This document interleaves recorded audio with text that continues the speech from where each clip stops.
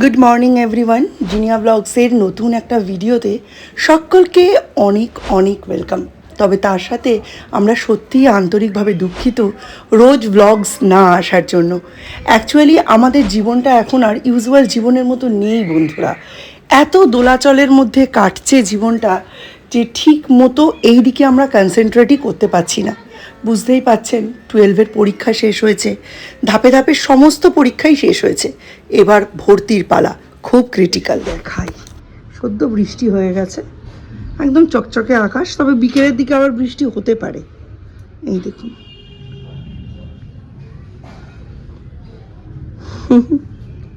এখন আমার ফুল গাছের খবর আপনাদের আর দেওয়া হচ্ছে না। এই দেখুন, দেখেছেন? আসলে দ্বীপের পড়াশুনো, পরীক্ষা, কলেজে অ্যাডমিশান, এইসব নিয়ে এতটাই ঘেঁটে আছি যে এইসব খবরগুলো আপনাদের আর দেওয়া হচ্ছে না। কি বলুন তো, এই লাইনে আমরাও তো নতুন। আমাদের সময় কি ছিল, বাড়ির সামনের একটা কলেজে অ্যাডমিশানের জন্য ফর্ম জবে থেকে দেওয়া শুরু হচ্ছে, গিয়ে ফর্ম তুলতাম, তারপর প্রতিদিন গিয়ে লিস্টের অপেক্ষা করতাম, গিয়ে গিয়ে লিস্ট দেখতাম। তো এখন ব্যাপারটা একদমই সেরম না। স্টেটের একটা আলাদা পোর্টাল, তারপরে ওদের সিইউইটির আন্ডারে যে কলেজগুলো, সেগুলো অনেক দূরে দূরে। স্টেট পোর্টালের আন্ডারে যেসব র্যাঙ্কিং দেবে সেই ওয়াইজ কলেজগুলো আসবে। দ্বীপ যেসব কলেজগুলো দিয়েছে, যে সাবজেক্টগুলো চুজ করেছে, সেসবের মধ্যে যে দুটো কলেজ ওর হয়েছে, দুটো কলেজেরই ফিজ অত্যন্ত বেশি, এবং দুটোই সেমি গভর্নমেন্ট, মানে পিওরলি গভর্নমেন্ট নয়। এবং ও তো স্টেটের ভেতর থাকবে না, পড়বেও না, সুতরাং ওকে দিয়ে জোর করেও মানে স্টেটের অ্যাডমিশন নেওয়ানো যাচ্ছে না। এই বলেছি, বলছে আমি কিন্তু বাড়ি থেকে পালিয়ে যাব, আমি কিন্তু স্টেটের ভেতর থাকবো না। কি বলবো বলুন এখনকার ছেলেপুলে। আর আমারও খুব ইচ্ছে ও স্টেটের বাইরে যাক, কারণ আমার খুব ইচ্ছে ছিল। তো আমারটা তো আমার ঠাকমা বাবা হতে দিল না। সেই বছরই মা মারা গেছে 2000 সালে। মা আমাকে ঠাকমা পাঠাতে দিল না, বললো মা মরা মেয়ে, আমি বাইরে কোথাও পাঠাবো না। আমার হলো না। আমার ওই জন্য খুব ইচ্ছা আমার ছেলে বাইরে পড়তে যাক, বাইরে চাকরি বাকরি করুক। ছেলে বৌমা পরবর্তীকালে যারাই আসবে প্রত্যেকে চাকরি বাকরি করুক। এডুকেশনটা যে কারণে নেওয়া, যে কারণে টাকা খরচ করা, সেইগুলো করুক। ওই বাড়িতে বসে রান্না বান্না সংসার, সে তো একটা আপাত শিক্ষিত মানুষ বা অশিক্ষিত মানুষ বা 4 পাস 8 পাস মানুষও করতে পারে। তার জন্য এমএ বিএ ডিগ্রি করে বাবা মার পয়সা নষ্ট করার তো কোনো অর্থ হয় না। আর একটা জেনারেশন নষ্ট হয়েছে, প্রত্যেকটা জেনারেশন নষ্ট করার তো কোনো অর্থই হয় না। না, আমি চাই না। মিস্টার বিশ্বাসের একটু ইচ্ছে আছে। আজকে আমি আমার পুরনো কলেজে গেছিলাম, এখানে আমি বলছি আমি ওই তুই যখন ভর্তি হবিই না, তাহলে পুরনো আমাদের কলেজে গিয়ে একটু জিজ্ঞাসা করে আসি, ওখানে একটা কিছু নিয়ে ভর্তি হয়ে থাক, তারপর দেখা যাবে। তা ওর বাবা বলছে কত ভালো ভালো, বাড়ি থেকে খেয়ে দিয়ে কলেজ যাবে, কলেজ থেকে আবার বাড়ি আসবে। আমি বলছি না, এটা মোটেও আমার কাছে ম্যাটার করে না। বলছে এটা তো তোমার কাছে ম্যাটার করে, ও যদি রাজস্থানের কলেজে ভর্তি হয় তোমায় মাসে একদিন যেতে হবে। আমি বলছি পাগল নাকি, এখান থেকে রাজস্থান মাসে একদিন যাব? এখান থেকে রাজস্থান 6 মাসে একদিন কি বছরে একদিন যাব? 3-4 দিনের ছুটি নিয়ে যাব, ওর সাথে দেখা করে ওখানে লোকাল কোনো হোটেলে থেকে চলে আসবো, ব্যাস হয়ে গেল। এটা কি রাজস্থান কি ঘরের কাছের জিনিস যে সব মাসে একদিন করে যাব? এবার তো বলবে যেতে যেই জায়গায় দূরাত্মি ট্রেনে লাগে সেখানে যাব। দীপ বলছে আমায় যদি তোমরা স্টেটের ভেতর থাকতে বলো, আর বা আমায় যদি তোমরা এই কলেজে ভর্তি হয়েছে বলে এই কলেজেই পড়তে বলো, আমি কিন্তু পালিয়ে যাব। বলুন। আর যে কলেজগুলো স্টেট র্যাঙ্কে পেয়েছে, এগুলোর মানে সিইউটি রেজাল্ট বেরোতে বেরোতে এদের অ্যাডমিশন প্রসেস সব কিছু শেষ হয়ে যাবে, একটা টাকাও রিফান্ড পাওয়া যাবে না। ওই 40-50 হাজার টাকা যদি নন রিফান্ডেবল হয়ে যায়, পারবো না। থেকে নাইজার এবং আইজার পরীক্ষা দিচ্ছে, তাদের ম্যাক্সিমামে সিট পড়ছে আইএন ডিজিটাল জোন রাঁচিতে। কিন্তু তাদের অভিভাবকদের বসার জায়গা একদম নেই, দেখলেই তোমার মাথা গরম হয়ে যাবে। কিন্তু একটু এগিয়ে গিয়ে সামনেই দেখবে একটা সুন্দর বসার জায়গা রয়েছে, সুন্দর একটা মাঠ রয়েছে, গাছ রয়েছে, বসার জায়গা রয়েছে, এখানে তোমরা বসে থাকতে পারো। এখানে ঘন্টার পর ঘন্টা বসে থাকলেও দেখবে কোনো অসুবিধা হচ্ছে না, পরিবেশটা খুব সুন্দর, সুন্দর পাখির ডাক। এই দেখো আমিও বসে আছি, আমার জায়গাটা খুব ভালো লেগেছে, তাই তোমাদের জন্য জায়গাটার হদিশ দিয়ে গেলাম।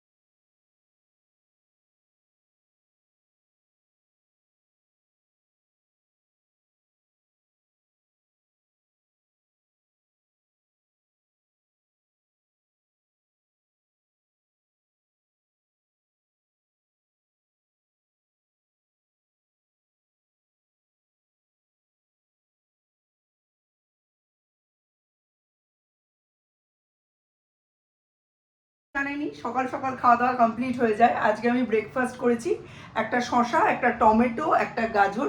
গাজরটা আমি একটু হাফ বয়েল মতো করে নিয়েছিলাম, দুটো ডিম, একটা আম, 5টা আমন্ড, আর তার সাথে এসিভি চিয়াসিড ওয়াটার দিয়ে। আর আমি আমার ফাস্টিং এন্ডের ঠিক আগেই খেয়েছি একটু কিনোয়া আর কাউন দানাকে চিকেনের সঙ্গে বয়েল করে, সেটা আপনাদের শর্টসে শেয়ার করেছি। তো এখন আমার ফাস্টিং পিরিয়ড চলছে। এখন হচ্ছে সৌর্য আর দীপকে খেতে দেওয়ার টাইম। তো সৌর্য আর দীপের জন্য কি কি বানিয়েছি চলুন আপনাদের সঙ্গে শেয়ার করি। ওদের জন্য বানিয়েছি চিকেন। আজকে দীপ আমায় 1 কেজি চিকেন এনে দিয়েছে। 500 আমি আমার জন্য রেখেছি, আমার 2-3 দিন হয়ে যাবে, 2 দিন হয়ে যাবে। আর বাকি 500 দিয়ে 3 জনকে করে দিয়েছি চিকেন কষা। 2 জন এখন খাবে আর মিস্টার বিশেষ খাবেন রাত্রে। তো থাকছেই, আর তার সাথে থাকছে মটর ডালের বড়া। এখন ভাজা হচ্ছে গরমা গরম মটর ডালের বড়া, আর এই বড়া দিয়ে ডাল দিয়েই ওরা খাবে।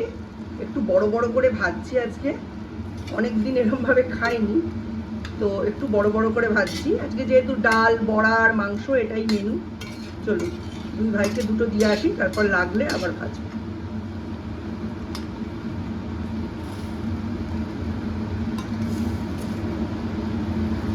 চেপে চেপে ভাজতে হবে।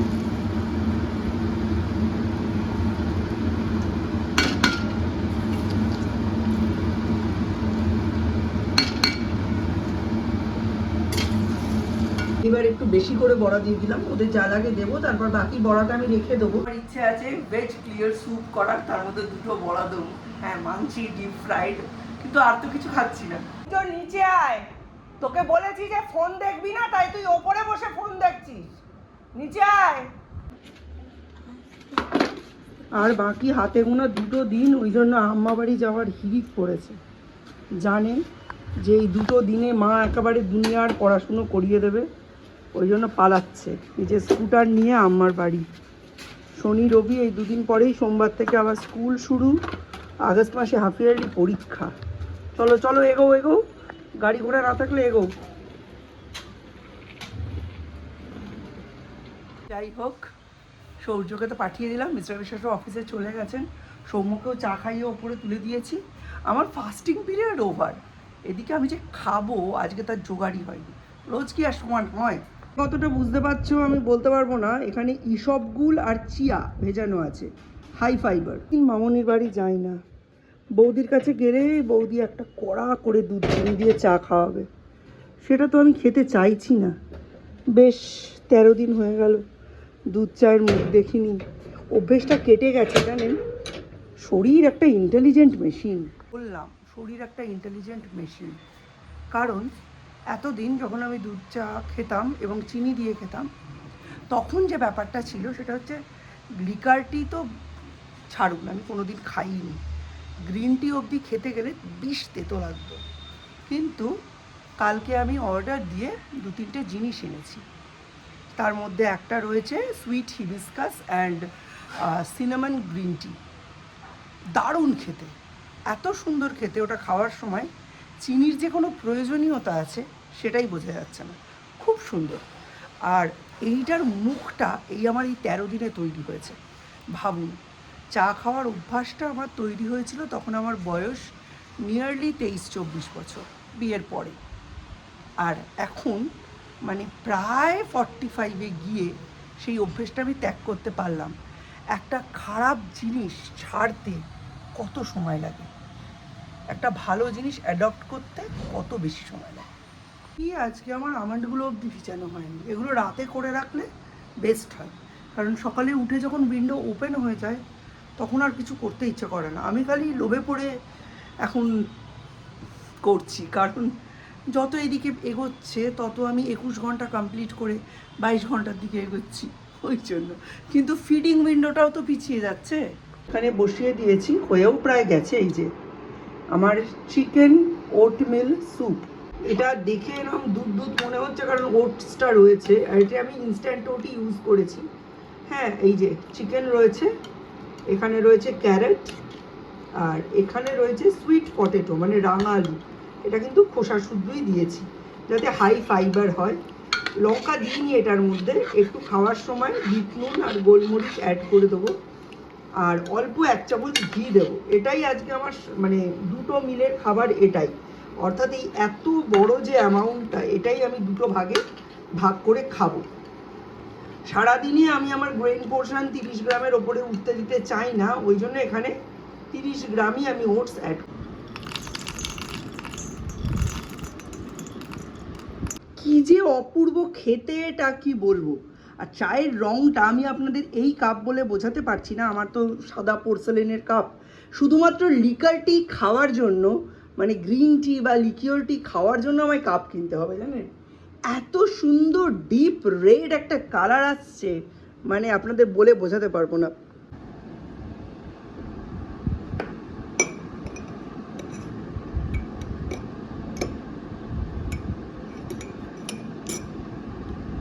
খাওয়া দাওয়া শুরু করছি। Sweet hibiscus and cinnamon green tea along with dry roasted chana, 30 গ্রাম। একটা অর্ডার দিয়েছে বং মেড, এনে তোর পার্সেল। এটা একটা টি শার্ট আছে, আমার ডিজাইনটা খুব পছন্দ হয়েছিল। এটাতে একটা টি শার্ট আছে, আমার ডিজাইনটা খুব পছন্দ হয়েছিল। এটা হচ্ছে কিনা বেঙ্গলি টেক্সট দিয়ে একটা টেক্সটাইল ডিজাইন দিয়ে জামা হয়, ওই টাইপের একটা জামা। এই ধরনের জামাগুলো আগে আমি কিনে দিতাম, তখন ওর পছন্দ হতো না, এখন আবার নিজে কিনেছে। দেখি কি আছে, দেখা।